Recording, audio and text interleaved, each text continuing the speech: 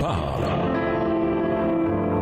Chaque jour, Charles et Carole vous présentent la leçon de l'école du sabbat.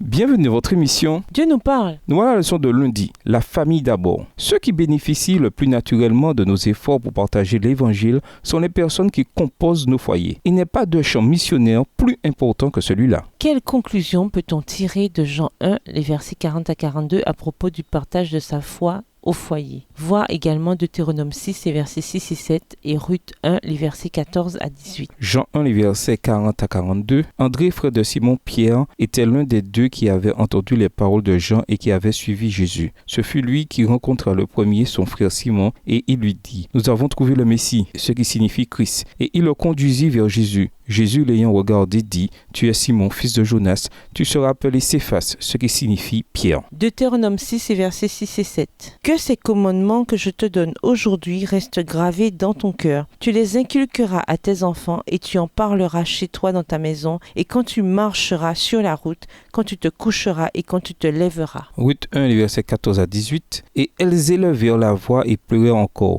Orpa baisa sa belle-mère, mais Ruth s'attacha à elle. Naomi dit à Ruth « Voici ta belle-sœur est retournée vers son peuple et vers ses dieux. Retourne comme ta belle-sœur. » Ruth répondit « Ne me presse pas de te laisser de retourner loin de toi. Où tu iras, j'irai. Où tu demeureras, je demeurerai. Ton peuple sera mon peuple et ton Dieu sera mon Dieu. Où tu mourras, je mourrai et j'y serai enterré. Que l'Éternel me traite dans toute sa rigueur si autre chose que la mort vient à me séparer de toi. » Naomi, la voyant décidée à aller avec elle, cessa ses instances. Un compte-rendu enthousiaste.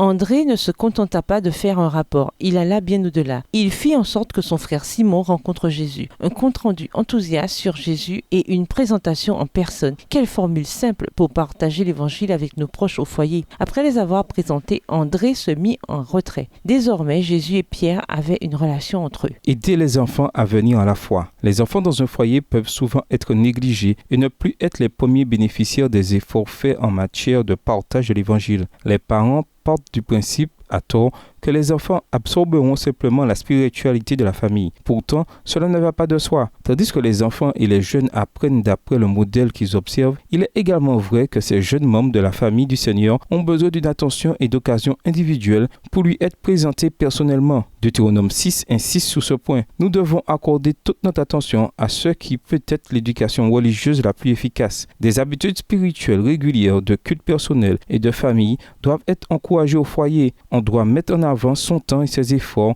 en faveur des enfants et des jeunes. Que peut-on apprendre des efforts d'évangélisation de Noémie? Voir Ruth 1, les versets 8 à 22. Ruth 1, les versets 8 à 22. Naomi dit alors à ses deux belles-filles, « Allez, retournez chacune à la maison de sa mère. Que l'Éternel use de bonté envers vous, comme vous l'avez fait envers ceux qui sont morts et envers moi. Que l'Éternel vous fasse trouver à chacune du repos dans la maison de Marie. » Et elle les baisa. Elles élevèrent la voix et pleurèrent. Et elles lui dirent, « Non, nous irons avec toi vers ton peuple. » Naomi dit, « Retournez mes filles. Pourquoi viendrez-vous avec moi? Ai-je encore dans mon sein des fils qui puissent devenir vos maris? Retournez mes filles, allez, je suis trop vieille pour me remarier. Et quand je dirai, j'ai de l'espérance qu'en cette nuit même, je serai avec un mari et que j'enfanterai des fils, attendriez-vous pour cela qu'ils eussent grandi? Refuseriez-vous pour cela de vous marier? Non, mes filles, car à cause de vous, je suis dans une grande affliction de ce que la main de l'Éternel s'est étendue contre moi. Et elles élevèrent la voix et pleurèrent encore.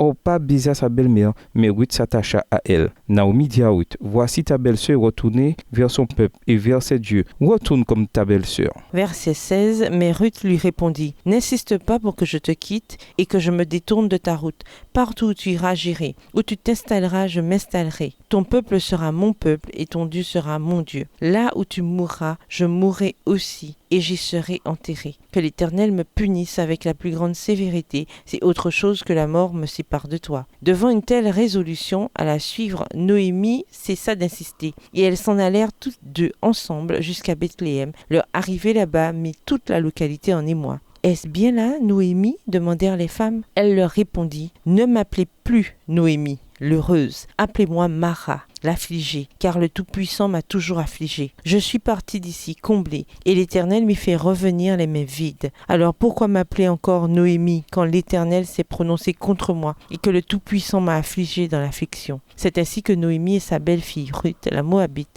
revinrent des plaines de Moab. Lorsqu'elles arrivèrent à Bethléem, c'était le début de la moisson de l'orge. Ruth vit Noémie alors que cette dernière était au plus bas. Quand elle essaya de repousser sa belle-fille et quand en colère et déprimée elle s'en prit à Dieu en énumérant les deuils et les pertes qu'elle avait subies, Ruth 1, les versets 15, 20 et 21. Il ne peut y avoir de témoignage plus éloquent que celui de Ruth pour montrer que les jeunes peuvent rencontrer un Dieu parfait et s'engager envers lui même quand ils lui sont présentés par un parent imparfait. En quoi la notion de foyer comme champ missionnaire le plus important a-t-elle un impact sur votre attitude envers les personnes qui vivent avec vous? Collaborez en tant que famille pour préparer une liste d'efforts précis que votre famille peut faire pour amener des proches non convertis à Christ. Et nous vous laissons cette question réflexion. Quels sont les principes divins? Comment pouvons-nous ouvrir nos cœurs et nos foyers à ces principes? Que pouvez-vous ajouter à votre routine quotidienne pour mieux imiter le Christ? Au revoir. Et à demain si Dieu veut. Dieu nous parle. Chaque jour, Charles et Carole vous présentent la leçon de l'école du sabbat.